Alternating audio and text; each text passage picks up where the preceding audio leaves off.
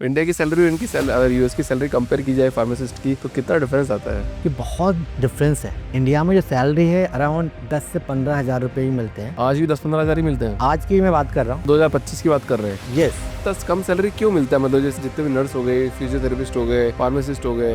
एक डॉक्टर है वो 12-12 घंटे 15-15 घंटे काम कर रहे हैं, सैलरी कितनी मिल रही है? 60 हज़ार 50 हज़ार। MBBS किया उसने एम्स से और 60 हज़ार नौकरी मिल रही है। तो क्या कर रहा है यहाँ पे इंडिया में वो? तो क्या लगता है सारे डॉक्टर्स को बाहर चले जाना चाहिए? सबको नहीं जाना चाहिए। वैसे तो इंडिया में फार्मेसी जिसे एक दुकान खोल लेते हैं, मतलब कि लाइसेंस ले लिया और काम कोई और कर रहा है। अगर आपको फार्मेसी खोलना है, एनीवन कैन ओपन फार्मेसी, पर पैसा होना चाहिए। कितना पैसा होना चाहिए? एटलीस्ट 5 से 10 लाख तो चाहिए। ये दुकान आप रेंट पे लोगे, सब दवाइयों में भरोगे, लाइसेंस लोगे, उसको ड्रेस पर तो आप घूम लोगे, लाइसेंस के लिए। ये सब तो इंडिया में कॉमन बात है, राइट? जो भी फार्मेसी का कोर्स कर लिया, देन अगर उसको बाहर जाना है तो एक एग्जाम पास करना है। एग्जाम पास करने के बाद में वो वहाँ जा सकता है। If you want to work in abroad, आपको लाइसेंस चाहिए to practise in that country. For example, आप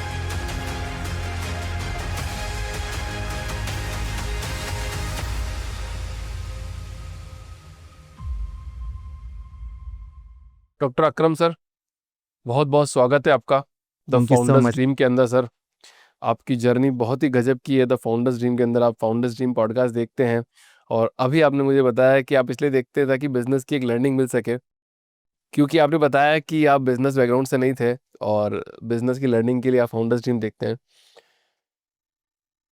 सर, ये फाउंडर्स ड्रीम की शुरुआत ही हमने इसलिए करी ताकि जितने भी एस्पायरिंग फाउंडर्स हैं वो सब लोग कोई ना कोई किसी ना किसी रूप में एक लर्निंग ले सके, अपनी ज़िंदगी बेहतर बना सके, क्योंकि आपकी ज़िंदगी की जिम्मेदारी सिर्फ आपके हाथ में है, सरकार के हाथ में नहीं है। यस, ये बिल्कुल सही कहा। लोग सरकार को ब्लेम करते रहते हैं, गवर्नमेंट जॉब इतना इतना। दिस इज, ये आपके हाथ में ही है।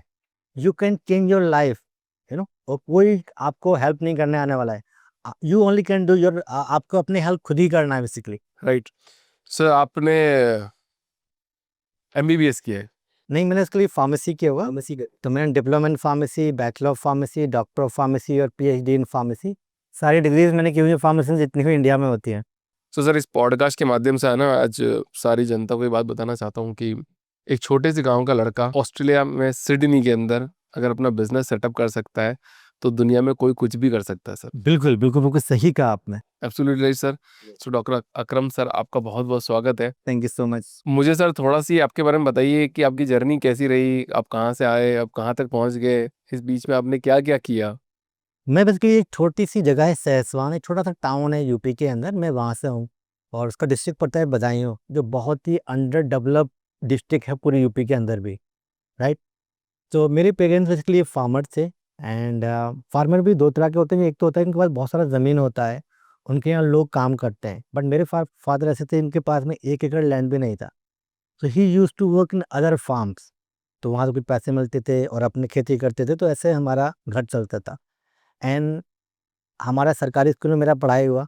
तो हमारे बगल वाले एक सरकारी स्कूल था जहाँ हम पढ़ने जाते थे। यहाँ पे कोई भी चेयर नहीं होती थी, कोई टेबल नहीं होती थी। ज़मीन पे जो फर्श होता है ना, उस पे बैठ के हमने पढ़ाई किया 5th तक। उसके बाद में फिर हमारा स्कूल आ गया। वहाँ पर एक प्रीमोर इंटर कॉलेज था जहाँ से मैंने 12th किया हिंदी मीडियम में। And this is the only school in our town, science का जो जो था, एक ही स्कूल था जहाँ हमने पूरा 12th किया। तो इन माई स्कूल जितने भी स्टूडेंट थे, सब बोलते थे सब IIT जाएंगे। कोई बोलता था मेरे को जो है इंजीनियरिंग, मतलब MBBS में जाना है। I was a single style, मैं बोलता था कि मुझे फार्मेसी करना है। उसका रीज़न ये था कि मेरे जो बड़े भाई थे, ही वाज ए फार्मासिस्ट, उन्होंने डिप्लोमा फार्मेसी किया था। तो उन्होंने हमारे माइंड में बोला कि तुमको भी फार्मेसी करना है, तो पापा हमारे पढ़े हुए नहीं थे। बट एक्चुअली क्या होता है, अगर आप पढ़े हुए नहीं है और आपकी संगति अच्छी है और आप अच्छे लोगों में मिलते हो, तो अच्छे लोग आपको अच्छी एडवाइस करेंगे लाइफ को आप।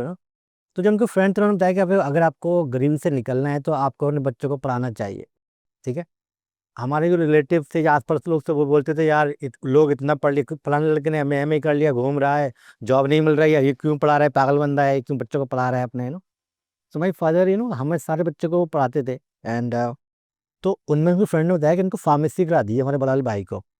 तो उससे he can work in pharma industry और he can open his pharmacy. तो ऐसे हमारे घर में थोड़ा फार्मेसी का वो आ गया। सो मेरी क्लास में मैं बोलते थे मैं फार्मेसी करूँगा, वो बोलते थे फार्मेसी करने के बाद तो क्या करते हैं, फार्मेसी करता क्या है? तो उस टाइम पे मेरी अंडरस्टैंडिंग थी कि फार्मासिस्ट बनने के बाद में you can become in drug inspector. और ड्रग इंस्पेक्टर जो है, जो नकली दवाइयाँ मिलती हैं और उसको जाके वो छापा मारता है और नकली दवाइयों को बंद करता है ना। एक्चुअली पता है छोटी जगह पे बहुत ज़्यादा नकली दवाइयों का कारोबार चलता था। अभी तो गवर्नमेंट ने बहुत सारा कवर किया है, पिछले 15-20 साल में बहुत अच्छा काम चल रहा है। बट अर्लियर टाइम में बहुत ही ये हुआ करता था, आपको लगे कि ना किसी को अगर डिजीज़ है, वो दवाई खा दवाई काम ही नहीं करेगा, क्योंकि दवाई फेक दवाई है वो, राइट? तो उस टाइप का था जब हमने फार्मेसी, तो घर में ये हुआ यार they can not send me in कोई बड़े स्कूल में। तो सबने डिसाइड किया कि थोड़ा डिप्लोमा कराए थे इसको भी, एंड डिप्लोमा करने के बाद ही can open his pharmacy in our town and इसकी लाइफ चल जाएगा, तो मैं मेरे घर से फर्स्ट टाइम मैं गया ट्रेन के अंदर, पहली बार बैठा। तो मेरा एडमिशन हुआ कर्नाटका में, एक जगह थी गुलबर्गा। तो मेरे भाई ने टिकट बुक किया। मेरे मैं मतलब बेसिकली एमआर थे एक फार्मा कंपनी में एट दैट टाइम। तो उन्होंने ट्रेन बुक किया आगरा से, गुलबर्गा एक जगह थी कर्नाटका में, है ना, वहाँ के लिए। तो मैं गया, पर मेरे भाई ने टिकट बुक किया, वो था वेटिंग में। मैं कभी बैठा ही नहीं, मुझे पता ही नहीं था ट्रेन कैसे होती। मैंने मूवी में ट्रेन देखी थी। हमारे यहाँ पर ट्रेन स्टेशन है ही नहीं, हमारे यहाँ आज भी नहीं है बेसिकली। आज भी नहीं है। जी। तो जब हम वहाँ पे गए तो क्या हुआ, वो थी वेटिंग में लिस्ट थी।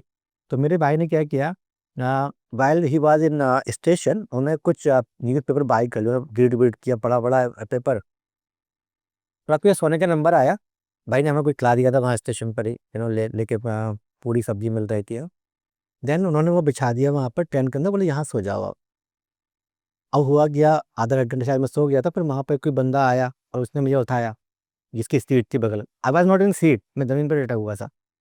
तो उसने मुझसे कहा क्या नाम है, कहाँ से आए हो? तो मैंने बताया क्या my name is Jeet, I am coming from UP. तो उसकी लैंग्वेज इतनी बुरी थी, उसने ऐसे गाली टाइप की दी कि यार यूपी बिहार वाले लोग साला कहीं भी आ जाते हैं, ये लोग कहीं भी चले जाते हैं, इन्होंने बहुत ही माहौल ख़राब किया हुआ है, ये लोग ऐसे होते हैं ऐसे होते हैं। मेरे भाई सब आ गए थे, उन्होंने मेरी सुन ली ये बात, फिर उन्होंने मुझे उठाया और फिर वो हम आगे चले गए। मुझे इतना बुरा लगा, मैं बोला यार ये कहाँ, मतलब यू नो। फिर खैर कोई बात नहीं, फिर हम आगे जाके सो गए। तो वहाँ पर एक आंटी थी, तो आंटी ने पूछा क्या हुआ बेटा? तो बताया कि हंसर हम एडमिशन कराने जा रहा है। तो उनका बेटा तुम यहाँ क्यों जाओ? तो फिर हम वहाँ पर ज़मीन पे सो गए, उन्होंने बैग वैग सब हटा दिया। फिर सुबह हुआ अगले दिन, अराउंड आई थिंक 28 आवर्स का ट्रेन था वो, बहुत लॉन्ग जर्नी है दिल्ली से यहाँ कर्नाटका तक का। तो जब हम स्कूल में बेसिकली वहाँ पर हम पहुँचे, तो हमने एडमिशन ले लिया, एंड मेरे भाई वे छोड़ के आ गई, एक एक फर्स्ट ईयर में कराते हैं ना, एडमिशन करा के फीस वीस दे के, है ना, एंड ही केम बैक। तो हुआ क्या स्कूल में, बिकॉज मैंने अभी तक जितना भी पढ़ाई किया था ये सब किया था हिंदी मीडियम में। फिजिक्स, केमिस्ट्री, बायोलॉजी सब हिंदी में पढ़ाई किया। यहाँ फार्मेसी पूरी 100% हो गई इंग्लिश में, सारी बुक्स इंग्लिश में। अब मुझे कुछ समझ में नहीं आया मैं क्या करूँ उसमें। मुझे थोड़ी बहुत तो आती थी, ऑब्वियसली हिंदी में पढ़ाई तो पढ़ाई जाती है यूपी के अंदर। तो मैंने अपने भाई को फ़ोन किया, यार मैं तो कुछ समझ में नहीं आया, आपने मेरे कहाँ एडमिशन करा दिया, यहाँ पर बहुत प्रॉब्लम है, रैगिंग हो रही थी वहाँ अलग, और ये बहुत प्रॉब्लम चल रहा था, तो भाई ने समझाया दिस इज़ नॉर्मल चीज़ें हैं, अब you can not come back, हमने इतना पैसा खर्चा किया है, और हमारे पास पैसा नहीं है, और दिस एंड दैट। उन्होंने समझाया कि आप वहीं पर रहो। तो भाई मेरे भाई ने कहा तुमने डिक्शनरी बाय कर लो, और डिक्शनरी में देख लिया करो कि इसका मीनिंग क्या है हिंदी में। इवन डिक्शनरी जो हमने बाय बाय करी, भार्गव की डिक्शनरी आती थी उस टाइम पर। उस डिक्शनरी में बहुत सारे वर्ड मिलते ही नहीं थे, बिकॉज फार्मेसी की डिक्शनरी हमने बाय नहीं करने बात करी थी, ऑर्डिनरी डिक्शनरी।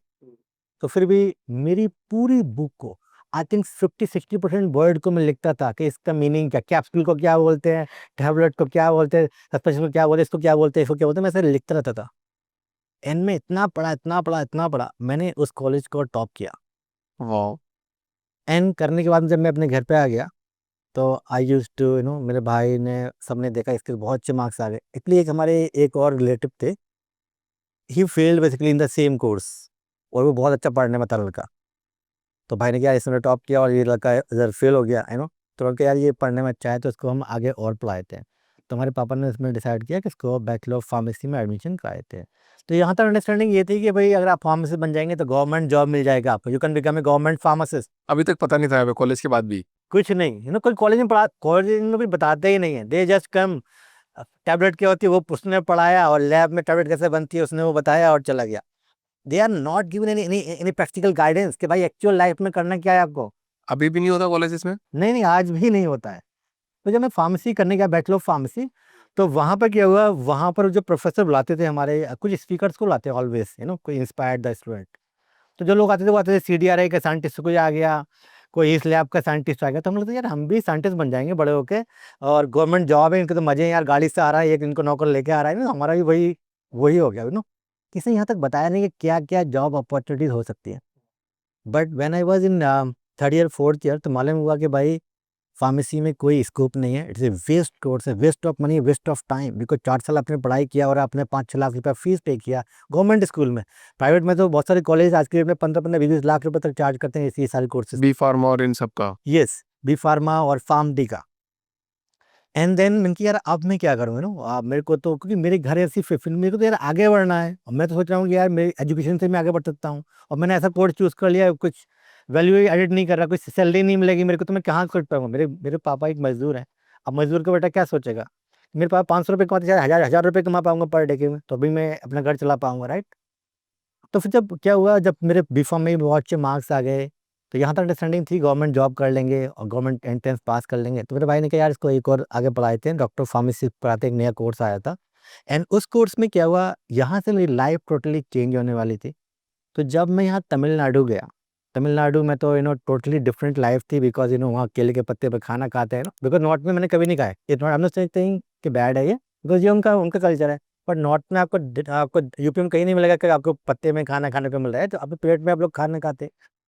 तो वहाँ पे गए, और तो एक स्पीकर को बुलाया, सीनियर्स थी ना, स्पीकर थे फ्रॉम यूएस, और उन्होंने वहाँ बताया कि after you complete your pharm D you can become professor in US, you can do PhD in US, you can go UK, you can go Australia, you can go here and there.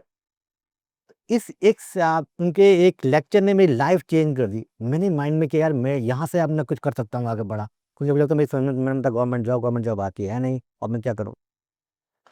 तो फिर मैं sir को, sir क्या हुआ, वहाँ से चले गए, सर लेक्चर देखे, देन मैंने सर से कनेक्ट किया सोशल मीडिया पे, एंड सर फिर नेक्स्ट टाइम आई बैंगलोर में। मैं गवर्नमेंट बस में बैठ के चिदम्बरम से यहाँ 12 घंटे की सरकारी बस में बैठ के मैं यहाँ पे आया, सर से मिला, तो सर ने फिर मुझे गाइड किया। तो सर को मैंने अपनी कहानी बताई, सर मेरे को अदर ऐसे ऐसे ही है, मैं क्या करूँ। तो सर ने कहा कि आप आंखें मीच के एक ही काम करो, रिसर्च करो, पब्लिकेशन करो, ताकि आपको पीएचडी मिल जाए fully funded, you can do PhD in abroad. फिर मैंने यहाँ से शुरू किया अपना सफ़र, और मैंने बहुत रिसर्च किया। मेरे सारे क्लासमेट बोलते हैं ये पागल लड़का है, ये कुछ भी करता रहता है, no he is not enjoy, he not going to movie, he is not going, किसी के बर्थडे में नहीं जा रहा, किसी कुछ नहीं कर रहा। तो मेरा वो काम नहीं है, मेरे को तो आगे बढ़ना है, राइट। तो मैंने वहाँ कोई सारे पब्लिकेशन के रिसर्च किया, and when I was in my final year, तो अब जॉब के लिए क्या करें। तो एक जगह एक जॉब आया असिस्टेंट प्रोफेसर का, मेरे 6 महीने बाकी थे कोर्स कंप्लीट होने में, तो मैं चला गया इंटरव्यू देने जयपुर में, एक यूनिवर्सिटी है। उस यूनिवर्सिटी के प्रोफेसर ने बेसिकली कहा कि भाई अभी तो डिग्री कंप्लीट नहीं है, कंप्लीट हुआ तब आना। तो हमें ऐसा लगा शायद ये हमें जॉब दे देगा कंप्लीट करने के बाद में। बट हुआ ये, फिर मुझे ऐसा लगा यार कि यहाँ भी मुझे कितने इसकी सैलरी मिलेगी, 25-20-25 हज़ार की मिलेगी, 15 हज़ार की मिलेगी, मैं क्या कर पाऊंगा इतने। तो मैंने गूगल पर सर्च किया कि भाई मलेशिया में कितनी फार्मेसी के कॉलेजेस हैं, सऊदी अरबिया में कितने हैं, यूएई में कितने हैं, ऐसे मैंने क्या किया, मैंने लिस्ट बना लिया। विकिपीडिया पे एक लिस्ट मिल गई थी, मेरे को बहुत अच्छा लगा। तो मैंने क्या किया, उन सारे डीन को या प्रिंसिपल उस कॉलेज के सबको मैंने ईमेल कर दिया कि my name is doctor Akram, I did my this course this and that, I have 35 publication, I am looking A lecturer job. तीन यूनिवर्सिटी ने मुझे नेक्स्ट डे रिप्लाई किया, वाओ। एंड एक यूनिवर्सिटी ने मेरा इंटरव्यू किया। एंड मेरे को बच्चा था, मैंने कहीं पढ़ाया भी नहीं था। अच्छा एक काम अच्छा कि जब when I was in pharm D, तो मेरे प्रोफेसर थे, तो मैंने उनसे कहा, एक मोहनता सर से, जिनकी कॉन्फ्रेंस में मैं कल जाने वाला हूँ, कि सर मैं पढ़ाना चाहता हूँ बच्चों को, बिकॉज अगर मैं कुछ नहीं कर पाया लाइफ में, शायद मैं अभी एक प्रोफेसर बन जाऊँगा, बिकॉज मैंने फार्म डी कर लिया। तो उन्होंने कहा कोई बात नहीं अकरम, तुम अपने जूनियर्स को पढ़ाने जाया करो। उनके लेक्चर में कुछ कुछ पढ़ाना चाहता था मेरे जूनियर्स को। एक दिन उन्होंने कहा तुम्हें शायद बच्चे परेशान करेंगे इनिशियली, तो पहले दिन मैं जाऊँगा, मैं पीछे पड़ जाऊँगा, तुम पढ़ाना, ठीक है, और नेक्स्ट डे तुम खुद जाया करना। तो सर ने पीछे आके बैठेगा, मैंने पढ़ाया, सर ने मुझे थोड़ा सा समझाया, फीडबैक दिया कैसे ऐसे करना नेक्स्ट टाइम। फिर कुछ कुछ लेक्चर दिए, तो मैं पढ़ाने लगा, मेरे साथ कॉन्फिडेंस आने लगा, क्योंकि मेरा कॉन्फिडेंस बिल्कुल जीरो था, क्योंकि मैंने हिंदी विषय में पढ़ाई किया ना, कहीं मैंने कोई पब्लिक स्पीकिंग किया ना, मैंने कुछ किया है ना। पर यहाँ से बाद में कॉन्फिडेंस आया। तो जो इंटरव्यू था मेरा मलेशिया में, वो वहाँ मेरे काम आया, जो मैंने टीचिंग किया था थोड़ा बहुत यहाँ पर। एंड वो प्रोफेसर बहुत अच्छी थी, उन्होंने काउंट किया कि तुमने 65% आंसर करेक्ट किए, बाकी 35% तुम रॉन्ग किए, why we need to hire you. तो मैंने मैडम को बताया कि मैडम मैं तो एक स्टूडेंट हूँ, मैंने अभी जस्ट कंप्लीट किया, मुझे पता ही नहीं है कैसे पढ़ाना है, अगर आप मुझे चांस देंगे तो आई विल डेफिनेटली इम्प्रूव करूँगा और मैं तो पढ़ के जाऊँगा, तभी तो पढ़ाऊँगा मैं। तो उन्होंने मुझे पहला जॉब ऑफर दिया मलेशिया से। अब हुआ क्या मलेशिया में, मेरा जो मलेशिया गवर्नमेंट का रूल ये है कि अगर आपको प्रोफेसर का जॉब करना है, एकेडमिक जॉब करना है, टीचर का जॉब करना है मलेशिया में, you must have master degree और पीएचडी प्लस 3 ईयर एक्सपीरियंस, तभी आपको वीज़ा मिलेगा। अब मैं था फ्रेशर, मेरा वीज़ा कर दिया रिजेक्शन एक बार में, सेकंड टाइम उसने अपील किया फिर रिजेक्शन कर दिया। तो उसका जो एचआर थे उन्होंने मुझे मैसेज ईमेल किया कि भाई यार तुम्हारा दोबारा रिजेक्शन हो गया है, वी आर ट्राइंग टू, तुम्हारा जो है हम अपील करने वाले हैं मिनिस्ट्री में, एक्सटर्नल अफेयर में, कि भाई आपको वीज़ा दिया जाए, because you are a top scientist, you are top researcher है, आप हेल्प करोगे मलेशिया की टॉप रैंकिंग में, दिस एंड दैट, उन्होंने जो भी कहानी बनाई। बट मुझे लगा यार शायद मेरी हो नहीं पाएगी मेरी जॉब, तो मैंने क्या किया, फिर मैंने अपने घर के पास में जगह है मुरादाबाद, वहाँ एक यूनिवर्सिटी थी, वहाँ पर मैंने इंटरव्यू देने चला गया जॉब के लिए। अब क्या हुआ, इस इंटरव्यू ने उन्होंने मुझसे पूछा कि भाई आप क्या किया, आपने कहाँ से किया, आपने बताया ये मैंने किया, इतना पब्लिकेशन है, मेरा इतना रिसर्च है, मैंने ये किया वो किया वो किया। उन्होंने पूछा भाई पैसे कितने लोगे ये बताओ, कोई प्राइवेट यूनिवर्सिटी है, दे वांट टू सी कम से कम पैसे वाला बंदा कौन मिल जाए, फॉर्मेलिटीज के लिए तो मैंने कहीं गूगल पे पढ़ के गया था ना कि 37,000 सैलरी होती है एट दैट टाइम तो मैंने उनको वही बता दिया सर इतनी सैलरी होनी चाहिए। तो उन्होंने बताया कि बेटा हम 18,000 पे हायर करते हैं, इफ़ यू एग्री तो कंटिन्यू करो, अदरवाइज कोई वो नहीं है फिर खैर वो सर भी अच्छे थे, तो उन्होंने मेरी सैलरी कर दी 21,000 एंड मैंने वहाँ से अपना करियर स्टार्ट किया। तो मैंने वहाँ 3-4 महीने पढ़ाया और मीन वाइल मेरा मलेशिया से वीज़ा अप्रूव्ड हो गया। तो I was the first Indian कि जिसका ये वीज़ा अप्रूव किया विदाउट एक्सपीरियंस। बट कैसे हो गए ये? मतलब लगता है उन्होंने थोड़ा कहानी ऐसा बताया कि यार इसके पास पब्लिकेशन बहुत है। क्योंकि आपने ऑलरेडी काम किया था, सर्च कर ली थी आपने, इतना सारा काम कर लिया था। यस। तो उन्होंने कहा यार रिसर्च पब्लिकेशन के पास बहुत ज़्यादा है, तो इसकी वजह से इसको बुला लेते, रिसर्चर बच्चा है तो उसकी वजह से मेरा वीज़ा हो गया। फिर मैं यहाँ रिज़ाइन करके मैं चला गया मलेशिया।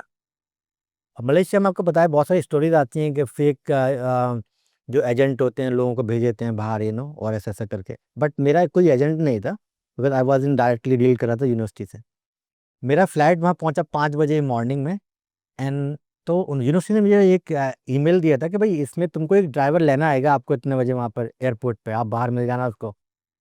अब हमें को इतना ध्यान भी नहीं था यार कि फ़ोन में रोमिंग होना चाहिए इंटरनेशनल ये वो, तो हमारा फ़ोन ही बंद हो गया, वहाँ नेटवर्क नहीं आ रहे थे मैं वहाँ बैठा था 2 घंटे तक, शायद 7 बज गए सुबह में और मैं एकदम परेशान था वहाँ बैठा हुआ तो वहाँ पर एक बहुत ही बूढ़े आदमी थे, शायद सिक्योरिटी में थे वो एयरपोर्ट पर, उन्होंने मुझे देखा बहुत टाइम से वो खड़े हुए थे, तो वो मेरे पास बोले बेटा क्या हुआ, व्हाट हैपेंड टू यू। उन्होंने बताया था I am Indian, I am came from this flight, यहाँ पे ऐसा आया था, मेरी जॉब थी यहाँ पर एक यूनिवर्सिटी में और वो मुझे लेने नहीं आए। तो बोला कौन सी यूनिवर्सिटी में, बताया यूसीएसआई यूनिवर्सिटी। तो बोले यार ये तो कोई यूनिवर्सिटी है नहीं, मैंने नाम नहीं सुना इसका। अब मेरे और दिमाग में कि यार कोई फेक यूनिवर्सिटी में कहीं जाल मजर नहीं फंस किया। एक मूवी थी नाम करके, अरे आपने देखा वो संजय दत्त की मूवी थी, उसमें देखा ना जो फेक बंदा हो जाके फंस जाता है मैं क्या मैं तो नहीं फंस जाऊँ कहीं यहाँ पर। फिर कौन तो तुम पे कोई लेटर या कुछ है ना पास, मैंने कहा यस सर, मैंने उनको एक लेटर दिया, ईमेल जो था, तो उन्होंने अपने फ़ोन से उस पर फ़ोन टू फ़ोन लगा दिया। तो बताया कि भाई वो जाम में फंस गया, ड्राइवर तुमको लेना आ रहा है, आपकी यूनिवर्सिटी है, एवरीथिंग इज फाइन, प्रॉब्लम नहीं है आपको, आप आराम से यहाँ बैठे रहो बेटा, वो तुमको यहाँ लेना आ जाएगा। मैं मेरे को उसको बता दिया कि यहाँ बैठा हुआ है इस नंबर पे, आप यहाँ आके ले लेना इसको भैया। फिर उन्होंने मुझसे समझाया कि बेटा आप जाते वहाँ से एक सिम ले ले, एक सिम बाई कर लो, न्यू सिम यहाँ मलेशिया की। तो मैंने वहाँ से सिम जब तक बाई कर ली और तब से मैंने फ़ोन किया, तो वो मुझे यहाँ से लेके चला गया यूनिवर्सिटी। अभी अभी यूनिवर्सिटी में गया, वहाँ 15 प्रोफेसर थे इंडियन, तो मेरे को बहुत अच्छा लगा। बट मुझे एक बुरा क्या लगा, ये सारे इंडियन जितने भी थे वहाँ जाके इस तरह से दे आर इन कि कंफर्ट जोन में थे वो। 1.5 लाख रुपए मिल रहे हैं, आराम से सुबह जा रहे शाम को आए, ना कोई रिसर्च कर रहे ना कुछ कर रहे, मतलब घर भेज दिए 1 लाख रुपए, तैयार तैयार अपना खर्चा कर लिए, ये तब का यही चल रहा था। पर मैंने कहा मैं तो यहाँ पे आया हूँ, मेरे को तो रिसर्च करना, मेरे को आगे जाना है। तो मैंने वहाँ इतना रिसर्च किया, इतना रिसर्च किया। एक बार क्या हुआ, जो उनकी वीसी थे यूनिवर्सिटी के, उन्होंने एक फ़ोन किया हमारे डीन को कि भाई ये लड़का कौन है, इसको भेजो जरा। अब मैं बहुत डर गया, पता नहीं मैं क्यों बुलाया, बीसी क्यों बुलाएगा भाई मेरे को, मैं छोटा सा लेक्चर, मैं तो लेक्चर था कि वहाँ होता है lecturer, senior lecturer, associate professor, professor बहुत सारे लोग थे और सबसे लोएस्ट वाली कैटेगरी में था वहाँ पर। तो सर ने उन्होंने बताया घबराओ मत ही, उन्होंने इसलिए बुलाया है because you did a lot of research, you are top researcher, आपको एक अवार्ड मिलने वाला है, बेस्ट रिसर्चर अवार्ड, इसलिए आपको बुलाया गया है। और आपको वहाँ पर वो उनके जो ओनर हैं और जो वीसी उन्होंने बुलाया वहाँ पर, जो है टॉप 20 रिसर्चर पूरी यूनिवर्सिटी के, सबको मिलेगा वो। कोई इंजीनियरिंग का होगा, कोई फार्मेसी का होगा, कोई मेडिकल का होगा, कोई डेंटिस्ट्री का होगा, या कोई सोशल साइंस का होगा, तो ऐसे ऐसे सारे लोग थे वहाँ पर। तो मैं गया, वो अवार्ड मिला, मुझे बहुत अच्छा लगा। एंड 2 लाख रुपये करीब उन्होंने 10,000 रिंगिट उन्होंने इनाम दिया था, तो 2 लाख रुपये वर गुड, बिकॉज मेरी सैलरी 21,000 थी यहाँ पर। 21,000 मेरी सैलरी हो गई 1.5 लाख, और 2 लाख उन्होंने ऊपर से इनाम दिया, मुझे तो मुझे लगा यार बहुत अच्छा हो गया। And I did some saving, even I buy my first flat in Delhi. आप मुझे ऐसा लगा कि मैं कुछ नहीं कर पाऊंगा, दिल्ली आ जाऊंगा और दिल्ली में कहीं किसी कॉलेज में जॉब कर लूंगा एज लेक्चर की, और मेरा रहने को हो जाएगा, राइट। एंड फिर क्या हुआ, तो वहाँ पर मैंने पीएचडी भी एनरोल कर लिया पार्ट टाइम। मैंने कहा अपने पीएचडी जॉब मेरी इतनी अच्छी थी, इट्स लाइक मलेशिया में क्या है यार, आपको इतना टाइम मिलेगा, you can do what ever you want, you can do jot research. तो मेरा जो वर्कलोड था वो था 30 से 40 घंटे का, पूरे 6 महीने का पढ़ाने का। एक्चुअल में 1 घंटा पढ़ाने के लिए you also need to prepare yourself को 3-4 घंटे पढ़ना पड़ता है घर पे आपको, तब आप 1 घंटा पढ़ा पाता है lecture. It is not that कि 1 घंटे का लेक्चर है, आप जा गए आपने वहाँ पढ़ा दिया, 4-5 घंटे आप खुद पढ़ना पड़ता है करिए ना। तो 30-40 घंटे का था 6 महीने में, तो इतना ज़्यादा था नहीं, हम रिसर्च करते रहते थे। सो एक दिन मेरे मन में आया यार, मैं तो पीएचडी करना आया था फॉरेन में, मैं तो कहाँ 1.5 लाख में फंसा हुआ हूँ। तो मैंने अप्लाई कर दिया कैम्ब्रिज में, हेयर एंड देयर, जो टॉप 20 यूनिवर्सिटी, मेरा ड्रीम था टॉप 20 यूनिवर्सिटी से पीएचडी करनी है। तो मैंने हेयर देन अप्लाई किया, और फिर मैंने यूनिवर्सिटी ऑफ सिडनी में अप्लाई किया। यूनिवर्सिटी ऑफ सिडनी पहली यूनिवर्सिटी है पूरे ऑस्ट्रेलिया में, पहले फर्स्ट टाइम बनाई गई थी 1849 में। तो this is one of the top university in Australia, और वर्ल्ड में बहुत ही हाई रैंक है उसका। तो कैम्ब्रिज ने कहा भाई वहाँ होती थी एक इनटेक थी, उन्होंने कहा अगले साल आप अप्लाई करना, आपका बहुत अच्छा प्रोफाइल है। उनकी यार अब 8 महीने वेट करूँगा और फिर पता नहीं होगा या नहीं होगा, राइट। तो यूनिवर्सिटी ऑफ सिडनी ने मुझे इमीडिएटली रिप्लाई किया, जो प्रोफेसर थी, येस यू कैन अप्लाई। उन्होंने मेरी भरवा दिया, और मेरे 2-3 महीने में सारा काम हो गया। मुझे फुल्ली फंडेड स्कॉलरशिप थी, मेरे आने जाने का एयर फेयर, मेरा इंश्योरेंस, मेरे रहने का, खाने का, यूनिवर्सिटी का फीस, एवरीथिंग उन्होंने कवर कर दिया उस स्कॉलरशिप में। बट यहाँ पे एक क्वेश्चन था मेरे सामने कि यार मेरी जो वेल सेटल्ड जॉब है, 1.5 लाख रुपये मैं कमा रहा हूँ, उसको छोड़ के जाऊँ। मैं 4 साल से यहाँ पर हूँ ऑलरेडी, मलेशिया में, एवरीवन नो मी, मलेशिया में एक लेक्चर है, और इंडिया में जो बहुत लोग जानते थे यार बंदा मलेशिया पहुँच गया, राइट। मैंने कहा मैं जाऊँ या नहीं जाऊँ, मैं इसी टाइम तो मैं यार नहीं जाऊँ तो अच्छा है, क्योंकि मेरी यहाँ जॉब है, यहीं पे कर लेता हूँ पीएचडी, तो मैंने उसको डिक्लाइन कर दिया। एंड डिक्लाइन करने कोई उसे, क्योंकि उन्होंने दिए मेरे 24 आवर टू रिप्लाई। अब मैंने मेरे सर को ईमेल के, सर बाद समवेयर इन फ्लाइट कहीं पर थे वो, और वो रिप्लाई नहीं कर पाए ऑन टाइम, तो मैंने उसको डिक्लाइन कर दिया। और फिर सर ने मुझे देखा, सर ने मुझे फ़ोन किया, क्या हुआ, मैंने सर ऐसे हुआ। एंड सर ने मुझे कहा तुम बेवकूफ़ हो, तुमने क्यों वो किया, कि तुम लाइफ में तुमको आगे बढ़ना है, this is just a small destination है, मलेशिया क्या है, कुछ नहीं है। You should go to US, you should go to Australia, you should go, मैं तुमको आगे बढ़ना, लाइफ तुमको पीएचडी करना जाना चाहिए। फिर मैंने ईमेल किया उनको, भाई मेरी स्कॉलरशिप वापस कर दो, आई वांट टू कम, उन्होंने कहा बेटा तुम्हारी स्कॉलरशिप हम दूसरे बंदे को दे दी, और you should wait for next round, अगले 3 महीने में तुम्हारा एक और राउंड होगा, हम तुम्हारा एप्लीकेशन बहुत ही स्ट्रांग है, उसमें हम आपको करते हैं। फिर 3 महीने बाद उन्होंने मुझे फिर से स्कॉलरशिप दिया। एंड फिर मैं मलेशिया से छोड़ कर रिज़ाइन करके, मेरी वेल बिल्ड जॉब, इतने फ्रेंड थे, सारा छोड़ कर, मुझे बहुत ही बुरा लग रहा था उस टाइम पर, मैं चला गया ऑस्ट्रेलिया।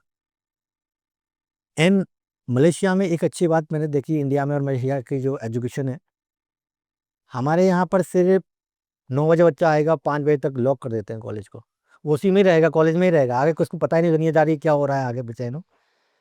एंड यहाँ मलेशिया में क्या होता है, 4+1 होता है, वहाँ पर 5 साल में फार्मासिस्ट बनता है, 4 साल में कॉलेज में पढ़ाई करेगा, और फाइनल ईयर में 1 साल की उसको मिलती है इंटर्नशिप करने का मौका मिलता है। फॉर एग्जांपल अगर आपको हॉस्पिटल में जॉब करना है तो आप उसमें कर लीजिए, रिटेल फार्मेसी में करना है तो आप उसमें कर लिए, आपको अगर इंडस्ट्री में जाना है तो आप उसमें से इंटर्नशिप कर लिए। तो क्या होता है, पूरे 5 साल में बच्चा 4 साल पढ़ाई का, 1 साल जॉब कर लिया, तो उसको मालूम होता है उसको लाइफ में क्या करना है अब, और वो रेडी टू जॉब उसको मिल जाती है। इंडिया सिस्टम में क्या है, 4 साल फार्मेसी कर लिया, डिग्री ले लिया, डिग्री लेकर वो घूम रहा है, जीरो एक्सपीरियंस है उसको, कोई भी इंटर्नशिप नहीं करता बच्चा फार्मेसी का इंडिया के अंदर। Not in just in pharmacy, जितने भी कोर्सेज हैं इंडिया के अंदर, बच्चे जॉब ही नहीं करते, पेरेंट्स से पैसे मांगते रहते हैं, बैचलर डिग्री में, मास्टर डिग्री में, पीएचडी भी कर रहा होता है ना बच्चा इंडिया के अंदर, पेरेंट्स से पैसे मांग रहा होता है वो, पूरा डिपेंडेंट है पेरेंट्स के ऊपर। इंडिया की सैलरी और इनकी अगर यूएस की सैलरी कंपेयर की जाए फार्मासिस्ट की, तो कितना डिफरेंस आता है? कि बहुत डिफरेंस है। इंडिया में जो सैलरी है अराउंड 10 से 15,000 रुपए ही मिलते हैं इन जनरल। आज भी 10-15 हज़ार ही मिलते हैं? आज की मैं बात कर रहा हूँ, मैंने या अभी 2025 की बात कर रहे हैं? 25 की बात कर रहा हूँ मैं। जितने भी फार्मासिस्ट है यस, उनको 15,000 रुपये मिलेंगे। प्लीज कमेंट करें, जो फार्मासिस्ट हैं आप कमेंट करके बताइए कि आपकी पहली सैलरी कितने की थी, इफ आई एम रॉन्ग, ठीक है। तो जनरली जो है 8,000 से लेके 20,000 के बीच में सैलरी मिलती है। कोई एमएनसी वगैरह है, कोई यहाँ होगा तो शायद 20,000 मिल जाएगा। अब ऑब्वियसली यहाँ का एक्सपेंसिव वेरी हाई है, जो है बैंगलोर का या दिल्ली का या मुंबई का, वहाँ थोड़ा हाई हो सकता है। I am talking about the normal cities में जो सैलरी होती है। And if they are going to Australia for example, या न्यूजीलैंड या कनाडा या यूएस, यहाँ सैलरी होती है 50 से 60-70 लाख पर ईयर, यानी 70 लाख? यस। तो यानी कि 25-30 एक्स सैलरी हो जाती है बंदे की, जो जहाँ अर्न कर रहा होता है ना। और लोगों को पता ही नहीं है कि यार वहाँ कैसे जाना है, वहाँ कैसे जॉब करनी है। तो इसके लिए आपने एक अकेडमी बनाई है तो इसकी या प्लेटफॉर्म बनाया है? यस, तो when I was doing my PhD, तो पीएचडी के दौरान मैंने क्या किया, मैंने कुछ फ्रेंड से पूछा यार मुझे कैसे जॉब मिलेगी ऑस्ट्रेलिया में। तो मेरे फ्रेंड ने बताया तुमको एक एग्जाम होता है कैप्स एग्जाम, वो पास करना पड़ेगा। एंड जब मैंने थोड़ा रिसर्च किया, मुझे लगा यार ये एग्जाम तो कोई भी बी फॉर्म वाला बंदा लिख सकता है, यू नो। एंड मैंने क्या किया, मैंने पहला वीडियो रिकॉर्ड किया यूट्यूब के लिए।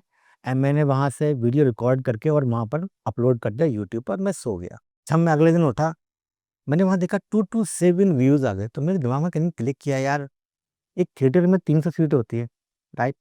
मैंने कहा यार मेरी मूवी मतलब 200 300 सीट होती है, राइट। मैंने कहा यार इतने लोगों ने मेरी काइंड ऑफ मेरा वीडियो देखा, राइट। मुझे लगा यार अगर मैं वीडियो ज़्यादा बनाऊँ शायद और भी लोग देखेंगे। और इतने कमेंट थे उस वीडियो को बेसिकली कि सर हम कैसे जाएँगे, कैसे जाएँ, या क्या करना होगा, कैसे करें, तो आप और वीडियोज़ बनाइए। मैंने और वीडियोज़ बनाई। तो that's how I was making videos, but I was basically A top scientist, top researcher.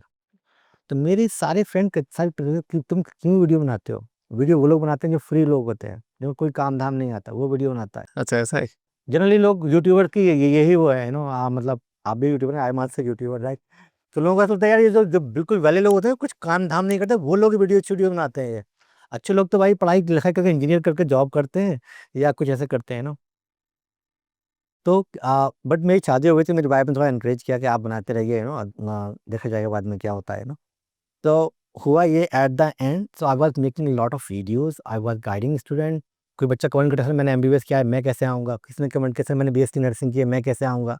तो आई वाज 2-3 दिन रिसर्च करके मैं पेपर बनाता था वीडियो, और मैं डालता रहता था। तो when I complete my PhD in Australia, and मुझे ऑस्ट्रेलिया गवर्नमेंट ने वीज़ा दिया, global talent visa. And I was the first Indian to receive this visa. And 2021 में जब मैंने पीएचडी भी कंप्लीट कर ली थी, एंड उसके बाद से मेरी जॉब लगी मलेशिया में। I was a government scientist. अब लगा एक तरह से लोगों के कमेंट भी आ रहे हैं, वीडियो भी बना रहा हूँ, वहाँ पे मैं गवर्नमेंट साइंटिस्ट भी हूँ। तो मुझे लगता था यार मैं क्या कर रहा हूँ बेसिकली, बट उनको कमेंट करके मुझे लगता था यार क्या मैं इन लोग कुछ हेल्प नहीं कर पा रहा हूँ। बिकॉज मुझे लगा यार मैं एक गाँव का बच्चा होकर मैं ऑस्ट्रेलिया आ गया, मेरे जैसा बच्चा कोई वीडियो देख रहा है, उसकी लाइफ चेंज हो जाएगी। इट इज़ नॉट उसकी लाइफ चेंज हो रही है, उसके रिश्तेदारों की, उसके आस-पास जितने भी लोग उसको देखते हैं, उसके गाँव के लोग, उसके टाउन के लोग, दे आर एजुकेट करेंगे उसको देख के, इंस्पायर होंगे कि यार ये बच्चा कर सकता है, हम भी कर सकते हैं, हम भी आगे पढ़ाई करें, राइट? ऐसे ही चेंजेस आएगा। तो मेरे लोग बहुत उम्मीद देखते थे, तो फिर मैंने कहा यार अब मैं क्या करूँ? तो मैंने डिसाइड किया, मेरी वाइफ को बताया मैं लोगों की हेल्प करना चाहता हूँ, मैं उनको पढ़ाना चाहता हूँ। I will take lecture and I will guide them to pass the exam online. तो बोली थी अब बढ़िया ये था कि गवर्नमेंट जॉब छोड़ के कौन करेगा? अब से सैलरी भी थी अराउंड ये 80 लाख के आसपास मेरी सैलरी थी ऑस्ट्रेलिया में। मतलब यार तो फिर मेरी वाइफ की जॉब लग गई थी, और मैंने कुछ सेविंग्स भी कर ली थी और मैंने कहा अगर मेरा कुछ भी नहीं हुआ, साल 6 महीने में फिर से मैं चले जाऊँगा, इंडिया वापस चले जाऊँगा, प्रोफेसर आदमी, पीएचडी हूँ, कहीं भी पढ़ाऊँगा, मेरे घर तो चले जाएगा, राइट। तो फिर मैंने वहाँ से अपनी जॉब को रिज़ाइन किया और एकेडमिकली मैंने स्टार्ट किया। सो इंडिया के अंदर यूपीएससी एग्जाम सबसे बड़ा माना जाता है। 10 लाख लोग प्रिपरेशन करते हैं, 10 लाख से ज़्यादा लोग उसकी प्रिपरेशन करते हैं और एग्जाम देते हैं। नीट में 25 लाख लोग देते हैं। जी। 1.5 लाख सीट होती है लगभग। 1.5 लाख नहीं, 1,18,000 18 एग्जैक्टली हज़ार ही होती फिट है, है। अच्छा हाँ। कम होती है, और 1,18,000 ही होती है। बाकी के जितने लोग हैं वो साल भर फिर जो फार्मासिस्ट बन जाते हैं या फिर कुछ पढ़ाई कर लेते हैं, तो क्या बनते हैं फिर आगे जाके, कहाँ जाएंगे ये सब लोग? बेसिकली जो 25 लाख जो लोग नीट देते हैं ना, उसमें 1,18,000 सीट है, बट उसमें से 40,000 के आसपास ही सीट है गवर्नमेंट का, बाकी ये प्राइवेट कॉलेज का। प्राइवेट में इसमें फीस होती है 1 से 1.5 करोड़ की, हर बच्चा अफोर्ड नहीं कर सकता एमबीबीएस करने के लिए, राइट? तो बेचारे जो फैमिली से होते हैं, low background, they do pharmacy, they do nursing, physiotherapy, optometry, ये सब कोर्स कर लेते हैं, फिर उनको सैलरी मिलती है 10-15-20 हज़ार की इंडिया में, तो वो उनकी लाइफ में कोई चेंज नहीं आ पा रहा है, दे कैन नॉट चेंज समथिंग। तो बेटर ये है, इसके बाद में how they can go abroad. अब प्रॉब्लम क्या है इंडिया में, फार्मेसी कॉलेज के इतने कॉलेज खोल रखे हैं फार्मेसी काउंसिल ऑफ इंडिया ने, मोर देन 4,000 फार्मेसी कॉलेज हैं। एवरी ईयर 3 से 4 लाख बच्चे निकल रहे हैं। इंडिया में इतनी जॉब्स नहीं है फार्मासिस्ट को, तो ऑब्वियसली जितना सरप्लस जो टैलेंट है हमारा, they can go abroad, they can make money, they can send the remittance to India, तो जा रहे हैं या नहीं जा रहे हैं? मतलब अगर मान लो 25 लाख लोग क्या करेंगे मतलब? बाकी लोग ये नहीं जा पाए क्योंकि इनको कोई जानकारी नहीं है, कोई भी इनको अभी गाइड करने वाला नहीं है कि वो कैसे जा पाए। I am try to raise awareness through the social media, और हम भी जा नहीं पा रहे हैं सारे लोगों के पास में। बट आपने एक बात बताई थी कि इंडिया की जो डिग्रीज है वो बाहर वैलिड ही नहीं है। यस, तो जनरली क्या होता है, आपकी जो भी डिग्री होती है वो वैलिड नहीं होती है किसी दूसरी कंट्री में। तो क्या वैलिड नहीं होती है, मतलब क्यों? फॉर एग्जाम्पल किसी ने इंडिया से एमबीबीएस किया, वो ऑस्ट्रेलिया में एमबीबीएस वैलिड नहीं है। उनका अपना अलग स्टैंडर्ड है, इंडिया का अपना अलग स्टैंडर्ड है। अब इस स्टैंडर्ड को बराबर करने के लिए क्या करना पड़ेगा, आपको अपने डिग्री का इक्विवेलेंस कराना पड़ेगा, इक्विवेलेंसी करानी होगी।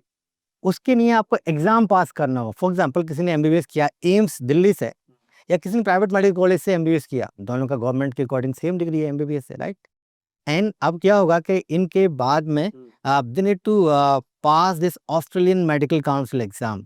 If they can pass this exam, now they can practise in Australia. तो अभी जो इंडिया का डिग्री था वो इक्विवेलेंट हो जाएगा ऑस्ट्रेलिया के।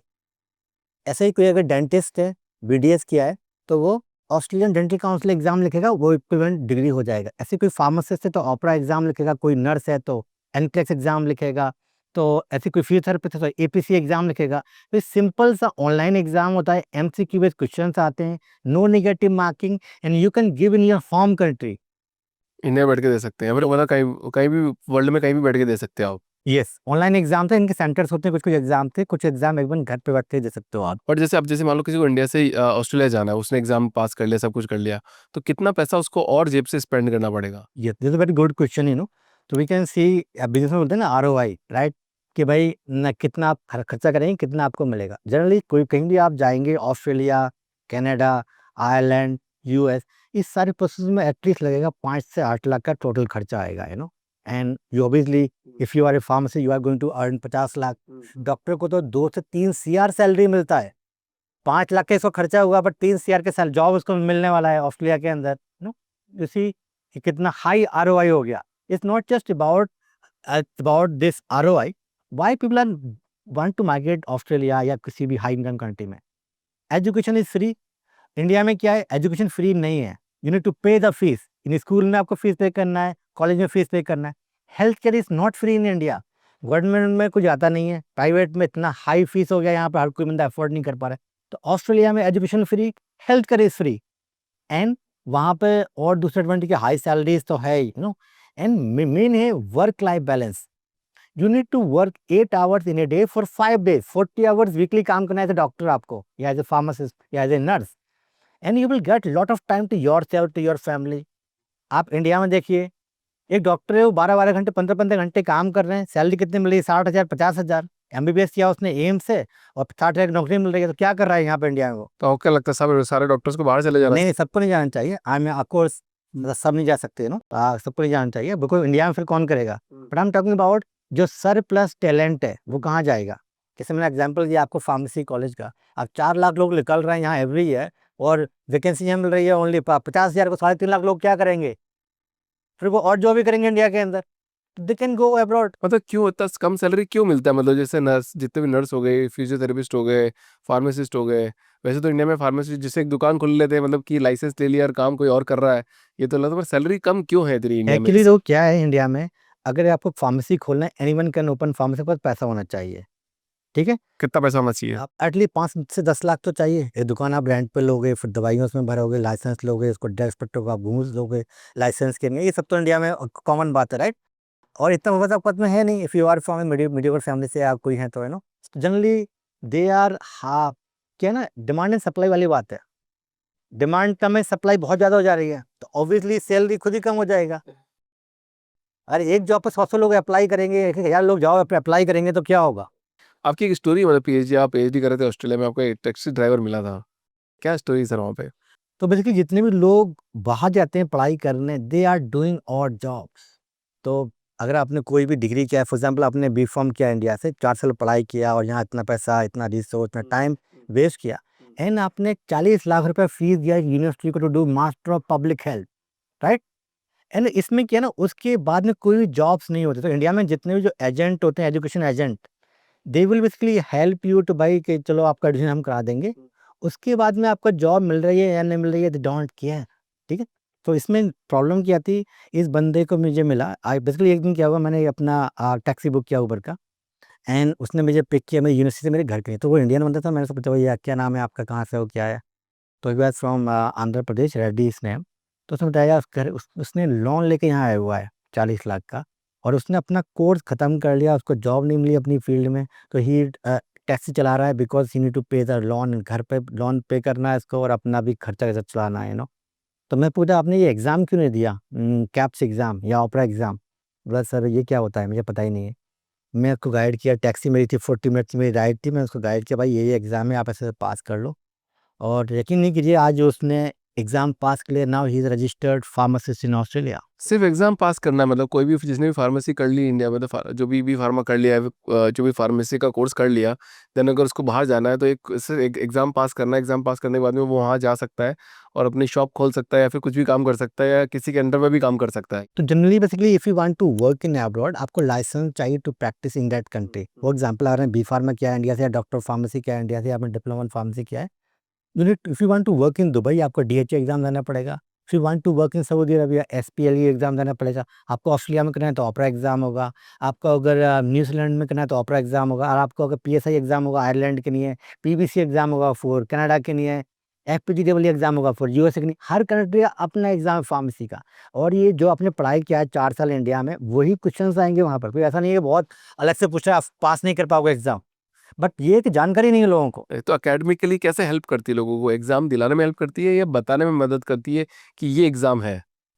एकेडमिकली उनका पूरा ए टू जेड प्रोसेस कराती है। तो क्या होता है, जनरली 3 स्टेप प्रोसेस होता है। स्टेप 1 में होता है डॉक्यूमेंटेशन। दे विल चेक कि कौन सी यूनिवर्सिटी से आपने डिग्री किया है और आपने कहाँ आप रजिस्टर्ड फार्मासिस्ट हो, ठीक है? आपका डिग्री फेक तो नहीं है, वो चेक करेंगे, राइट, ठीक है? एंड उसके बाद में फिर आपको स्टेप 1 होने के बाद में then you need to write this online exam, step 2। तो एकेडमिकली आपका डॉक्यूमेंटेशन प्रोसेस करवाएगा, फिर आपको एकेडमिकली आपको कोचिंग देगा ऑनलाइन 4 मंथ तक इन योर होम। आप वहाँ रह के पढ़ते रहिए ऑनलाइन हमारे एप्लीकेशन में, and you need to pass this exam. उसके बाद फिर आपको हम प्रिपरेशन कराएंगे इंग्लिश की, because Australia is English speaking country. तो वहाँ इंग्लिश का एग्जाम भी होता है, आईएलटीएस या ओईटी का, उसकी भी हम कोचिंग करेंगे, वही पास कराएंगे। उसके बाद में वी विल गाइड यू कि जॉब वहाँ कैसे मिलती है, आपका सीवी कैसा होना चाहिए। इंडिया में लोग क्या करते हैं, एक सीवी बना लिया, सारे जॉब को एक ही सीवी भेजते रहेगा, वो चेक ही नहीं करेगा। कोई भी जॉब आ गई ना तो सबको सेम भेजेंगे। ऑस्ट्रेलिया में क्या होता है, हर एक जॉब के लिए सेपरेट सीवी बनाना पड़ती है आपको, है ना। तो वहाँ पर एक बॉडी है एपरा, जहाँ सारे लोगों को रजिस्ट्रेशन करनी पड़ती है, उनका एक सीवी फॉर्मेट दिया है, उसके अकॉर्डिंग सीवी बनवाते हैं हम लोग। क्या लिखना है क्या नहीं लिखना है आपको सीवी के अंदर, कैसे आपको कवर लेटर लिखना है, कैसे आपको अप्रोच करना है रिक्रूटर को लिंक्डइन पे, कैसे आपको जो है उनको अप्लाई करना है ऑनलाइन, कौन सी वेबसाइट पे करना है, कब करना है, नो। और इंटरव्यू में क्या क्वेश्चन पूछ सकता है आपसे, कैसे आपको उसको आंसर करना है। तो एकेडमिकली ऑल दो सारी चीज़ें में हेल्प करता है, but academically do not charge all the services. Academically charge करता है ओनली फॉर कोर्स का फीस। सिर्फ जो आपने कोर्स बाय किया 4 महीने का हमसे, हम उसी फीस में आपको सारा चीज़ें आपको फ्री में देंगे। तो आज तक एकेडमिकली ने कितने लोगों को प्लेस किया है बाहर? अराउंड 10,000 स्टूडेंट जो है अभी तक, जितने भी हैं pharmacist, doctor, nurse, physiotherapist, optometrist, इन सबको मिला के एकेडमिकली में एनरोल किए हैं ना, दे पास एग्जाम। बहुत सारे अभी लिखने वाले हैं, बहुत सारे लिख लिया है, they are practising in Australia और डिफरेंट डिफरेंट कंट्री। और पीएचडी बनने के बाद में, साइंटिस्ट बनने के बाद में, मतलब आपने इतना सारा काम किया, इतनी मेहनत करी लाइफ में, फिर आपको कोर्स आपने बनाया लोगों को सेल करने के लिए, क्यों? मेरे मन में एक एक क्वेश्चन हमेशा ऐसा था मेरे मन में कि मैं एक गाँव से हूँ, और मैं तो यहाँ तक आ गया, बाकी लोग कैसे यहाँ आ पाएँगे? कोई उनकी मदद करने वाला नहीं है। तो इसलिए मैंने अपना काम छोड़ के मैं यहाँ पे आया। इवन मेरे सर ने ही मैंने मना किया था कि आप मत जाइए, because you are a professor, आप उसी में जाइए, आप क्यों जा रहे हो, ना? मैंने कहा यार, if I am a professor मुझे कितने लोग जानेंगे? मेबी मेरे अपने फार्मेसी के जो 100, 200, 500, 1000 लोग हैं वो मुझे जानेंगे, राइट? टुडे मेरे को लाखों लोग, करोड़ों लोग नहीं जानते हैं, राइट? तो ये इम्पैक्ट आई वांट कि भाई सारे लोग मुझे जाने, और ये तो एक गुड सेकेंडरी था, बट मैं आप लोगों को कैसे हेल्प कर पाऊँ, कैसे आप फॉरेन में जाकर जॉब कर पाएंगे, कोई स्कैम में आप ना फंसे। सिंपल सा रास्ता है, ऑनलाइन एग्जाम पास करना है, किसी भी कंट्री में जाना है आपको। This is not I am taking Australia, हम दुबई को कराते हैं, मतलब यूएई, गल्फ कंट्री सारा हो गया, Australia, New Zealand, Canada, US, UK, Ireland, किसी भी कंट्री में आपको जाना है, we can help you to complete your entire process. वाह सर, मतलब मेरा सवाल पूछने का मकसद यही था कि आपके थ्रू मतलब कोई भी जब कोई काम करता है तो लाखों लोगों की एक्चुअली मदद कर सके, क्योंकि क्या होता है जब आप सेल्फ स्किल में हो जाते हो और सिर्फ एक लोगों तक सीमित हो जाते हो कि यार मैंने तो काम कर लिया, मैं अब 100-200 लोग तक सीमित हूँ, पर जैसे ही अपना आप ऑरा बड़ा करते हो, दायरा बड़ा करते हो, तो आप लाखों लोगों की मदद कर सकते हो। इसलिए मैंने आपसे सवाल पूछा। सर बताओ कि फार्मेसी जॉब में अब्रॉड के अंदर क्या शॉकिंग फैक्ट है जो कोई नहीं जानता है अभी तक? तो जो है वहाँ पर बहुत ही कम आवर्स काम करना पड़ता है, 40 आवर्स वीकली जैसे मैंने बताया, और वेरी हाई सैलरी है। फार्मेसी में फॉर एग्जाम्पल 40 लाख है, और अगर आप डॉक्टर हैं, मेडिकल डॉक्टर, 2 से 3 CR per year you can make, and apart from this बहुत सारी और भी चीज़ें एडवांस सिस्टम में आप वहाँ काम कर, डिफरेंट डिफरेंट कंट्रीज से लोग वहाँ पर काम कर रहे होते हैं जब आप वहाँ पर सिस्टम में तो बहुत सारी ऐसी चीज़ें आपको मालूम चलेंगी when you are going out. And लोग अपने कंफर्ट जोन में रहते हैं यहाँ इंडिया के अंदर, तो please go out. I am not saying to go life time के लिए वहाँ जाइए, आप 2 4 5 साल वहाँ जाइए, पैसे कमाइए, आप इंडिया वापस आ जाइए, यहाँ कोई बिजनेस कर लीजिए, इंडिया में आके हॉस्पिटल खोलिए, फार्मेसी खोलिए, कंपनी खोलिए। तभी तो आप ऑस्ट्रेलिया रहते हो, सिडनी रहते हो, जी। तो आपको कैसा लगता है इंडिया में आते हो तो आपको अच्छा लगता है, नहीं लगता है, ये तो वहाँ पे इंडिया कैसा लगता है? मुझे तो इंडिया बहुत अच्छा लगता है, because I am from A small village, तो मैं तो अपने घर बहुत अच्छा लगता है जी। मेरा खोलने का मतलब एकेडमिकली इसलिए था कि भाई मैं दूसरे लोगों की हेल्प कैसे कर पाऊँ, ठीक है, उसी की वजह से मैं इसको रन कर रहा हूँ। तो मुझे बहुत अच्छा लगता है इंडिया में आना। मैं तो इंडिया में यहाँ पिछले 8 9 महीने से मैंने ऑफिस बनाया हुआ है देहरादून के अंदर, एक हमारा ऑफिस अभी हैदराबाद में है ना, तो we are planning some office in here in Bangalore as well, तो मुझे अच्छा लगता है लोगों की हेल्प करनी। ये सबसे अच्छी खुशी कब होती है, जब कोई बच्चा पास करता है एग्जाम, तो जॉब लग जाती है, वो ऑस्ट्रेलिया पहुंच जाता है, वो मिस से ऑस्ट्रेलिया में मिलने आता है। मेरी पहली जो ईद थी, I remember there was one student, वो मेरे कपड़े लेकर आया था, अपने घर से मिठाई लेकर आया था, कि सर मैं अपने घर से लेकर आया हूँ आपके लिए, बिकॉज उसकी लाइफ पूरी चेंज हो गई, उसकी जॉब लग गई, he is settled right now. उसका जो पूरा खानदान जो है उसने बहुत हेल्प किया उन लोगों को, मुझे फोटो भेजता रहता है, सर आप मैं यहाँ गया था, यहाँ गया था, तो दिस इज, ये स्टोरी मुझे बहुत इंस्पायर करती है, मुझे बहुत अच्छा लगता है यार, कोई बंदा एक गाँव से कहाँ पहुँच गया बिकॉज ऑफ मी। मतलब जब आप इतनी सारी अपॉर्चुनिटीज़ मिली सर आपको, मतलब हर जगह पे टर्निंग पॉइंट आया, जैसे आपको पीएचडी करनी थी, फिर आपको ऑस्ट्रेलिया जाना था, फिर आप अलग-अलग जगह पे गए, सिडनी, मतलब अलग-अलग जगह पे गए, तो हर पॉइंट पे एक टर्निंग पॉइंट था। तो वहाँ पे जब चैलेंजेस आए, मतलब आपने कैसे डिसीजन लिया अपनी लाइफ को आगे बढ़ाने के लिए? डिसीजन लेना एक बहुत ही बड़ा एक टाइम लगता है आपको सोचने में कि आपको करना चाहिए नहीं करना चाहिए। जैसे मैंने बताया ना, पीएचडी वाला डिसीजन था, वो मुझे लगा शायद मैं ना जाऊँ, मैं इंडिया में मतलब मलेशिया में रह जाऊँ, यहाँ मेरी परमानेंट जॉब है, मेरी पीएचडी पार्ट टाइम कर लेता हूँ, और everything is fine for me, so it take decision, आपको थोड़ा टाइम लगता है, बट आपको डिसीजन लेना चाहिए, और आपको लाइफ में आगे बढ़ना है। अगर आप डिसीजन नहीं ले पाएंगे तो आप कभी भी आगे नहीं बढ़ पाएंगे। No risk no gain in your life, अगर आप रिस्क में जितना बड़ा रिस्क लेंगे, इतनी बड़ा रिवार्ड है लाइफ के अंदर आपके लिए। अच्छा, फार्मेसी काउंसिल ऑफ इंडिया क्या रोल है, मतलब सबसे बड़ा क्या रोल है, क्या काम करती है pharmacy council of India for all pharmacist के लिए? तो बेसिकली जो फार्मेसी काउंसिल ऑफ इंडिया जो है, इसका काम है फार्मेसी एजुकेशन को रेगुलेट करना है इंडिया के अंदर, ठीक है। जितने भी कॉलेजेस चल रहे हैं, इनके अप्रूवल से ही चल रहे हैं, इनकी मेहरबानी से चल रहे हैं, इन सिंपल वर्ड। अभी रिसेंटली सीबीआई ने रेड किया था इनके प्रेसिडेंट पे, 5400 करोड़ उसके घर से बरामद किया सीबीआई ने, यू कैन सी। तो वो क्या कर रहे थे कि किसी भी कॉलेज को ऐसी अप्रूवल दे रहे, उनका जॉब है, need to go do inspection कि भाई बिल्डिंग है नहीं है, लैब है नहीं है, फैकल्टी है नहीं है, उसके बाद आपको देना है या नहीं देना है, वो आपका डिसीजन लेना है। वहाँ पर वो ऐसा कर रहे थे जनरली, तो फार्मेसी को जितना भी अपग्रेड करना है, क्या करना है, कहाँ जाना चाहिए फार्मेसी या एजुकेशन को पूरे इंडिया के अंदर, वर्ल्ड के अंदर हम कहाँ होना चाहिए, तो ये इन्हीं का ही डिसीजन होता है, पीसीआई का। एंड ये उसमें बहुत ही नाकाम है मेरे हिसाब से, बिकॉज पूरे वर्ल्ड में आज की डेट में मैक्सिमम कंट्रीज मांगती हैं 5 ईयर का डिग्री, इंडिया का डिग्री है 4 ईयर का। तो इंडियन फार्मासिस्ट बहुत सारी कंट्रीज में एलिजिबल नहीं है जॉब करने के लिए, बिकॉज ऑफ दिस पीसीआई की मेहरबानी से।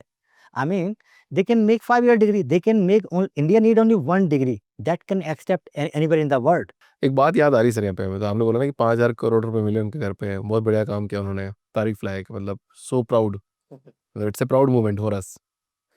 तो एक बात है, जस्टिस, आपसे मैं पूछूं जस्टिस क्या मतलब है सर जस्टिस का? आई मीन जस्टिस का मतलब वही है ना कि आपको आप जो भी रियल में जो होना चाहिए वही होना चाहिए। आई मीन और आपने कुछ गलत किया तो आपको पनिशमेंट मिलना चाहिए डेफिनेटली, और आपने सही किया है तो आपको जस्टिस मिले।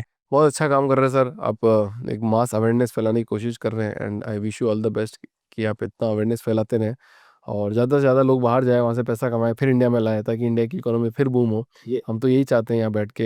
एक लास्ट सवाल इस पॉडकास्ट का सर आपसे कि मतलब अब आपका क्या मिशन विजन है, आगे कैसे देखते हो अपनी कंपनी को आप? बेसिकली अभी तो हम लोग जो हैं ना सर्टेन कंट्रीज में ही कोर्स ऑफर कर रहे हैं, तो we are planning to have more countries. तो I always do lot of research कि कौन सी कंट्री में बेसिकली जॉब अवेलेबल है एंड जहाँ पर इंडियंस इजीली मार्केटिंग करते हैं, मैं उसी कंट्रीज में जनरली मतलब कोर्स लॉन्च करते हैं। फॉर एग्जांपल लोग बोल रहे हैं कि आजकल जर्मनी से बहुत ट्रेंड में, जरा जर्मनी हमें भिजवा दीजिए। बट जर्मनी के अंदर बताया ना कि हेल्थ केयर का प्रॉब्लम क्या है। हेल्थ केयर में you need to communicate with the patient, उसकी बात समझना है आपको, फिर उसको गाइड करना है। अब जर्मन में जर्मन लैंग्वेज का इज़ मैंडेटरी है, और B2 लेवल की जर्मन होती है, वो पास नहीं कर पाते बच्चे हमारे। बिकॉज़ हमारे सिस्टम में जनरली हम हिंदी, इंग्लिश और तमिल और तेलुगु इसी में फँसे हुए हैं, we are not focusing on other language. अगर तो अगर इन फ्यूचर में हमारा तो प्लान यही है कि हम जितने भी मैक्सिमम कंट्रीज़ में हम जहाँ भेज पाएँ लोगों को, और वो भी जो सरप्लस टैलेंट है, उसको हम भेज पाएँ बेसिकली जिसको इंडिया में जॉब मिल गई, वेल सेटल्ड है, उसको जाने की ज़रूरत नहीं है। इंडिया भी को भी नीड है हेल्थ केयर प्रोफेशनल का, you need to work here. Correct, absolutely. मैं तो स्कूल कॉलेजेस में अगर जो भी अगर कोई प्रिंसिपल हमारा कोई पॉडकास्ट देख रहे हैं या फिर कोई ट्रस्टी हमारा पॉडकास्ट देख रहे हैं, अगर ये वाला और ये बात हमारी पहुंचती है, तो मैं तो कह रहा हूँ कि यार स्कूल में आप स्टार्टिंग से ही मतलब अगर दूसरी तीसरी class second third fourth fifth class से ही आप स्टार्ट कर दीजिए लैंग्वेजेस कि कौन से बच्चे को क्या लैंग्वेज सीखनी है। क्योंकि किसी न किसी के पेरेंट्स को पता होगा कि मेरे बच्चे को ये लैंग्वेज सिखाऊंगा तो आगे शायद उसका फ्यूचर बन सके। तो पहले ही एक कोर्स लैंग्वेज का आप अपने कैरिकुलम में डाल दीजिए, तो शायद आने वाले टाइम पे बहुत ज़्यादा फ़ायदा हो जाए। मैं तो अभी ये देख रहा था, अभी अभी बहुत सारा जो फाइटिंग चल रहा है लैंग्वेज को लेकर इंडिया के अंदर, और तो इनकी 3 लैंग्वेज होनी चाहिए, मस्ट है 3 लैंग्वेज। एक तो ये है आपका आपका जो मदर टंग है, लाइक मेरा हिंदी है, आपका भी हिंदी है, राइट? एक है इंग्लिश, और तीसरा कर दीजिए आप बेसिकली जो भी है कि भी एक फ़ॉरेन का लैंग्वेज, ताकि कल को वो आपके यूज़ में आ पाए, आपके जॉब में आपको आगे बढ़ने में हेल्प कर पाए। इसमें कोई फ़ोर्स नहीं है, जो बच्चे का उसके पेरेंट्स का जो भी उनको अच्छा लगे, वेदर इट इज़ चाइनीज़ सीख रहे हो, जर्मन सीख रहे, फ्रेंच सीख रहे, इटालियन सीख रहे, जो भी उनको मन करे वो सीख सकता है बच्चा, ताकि एटलीस्ट कल को कोई काम ना आए। बहुत बढ़िया। Thank you sir, thank you so much for coming in this show. I wish you all the best for your for this bright things what you are doing. Thank you sir.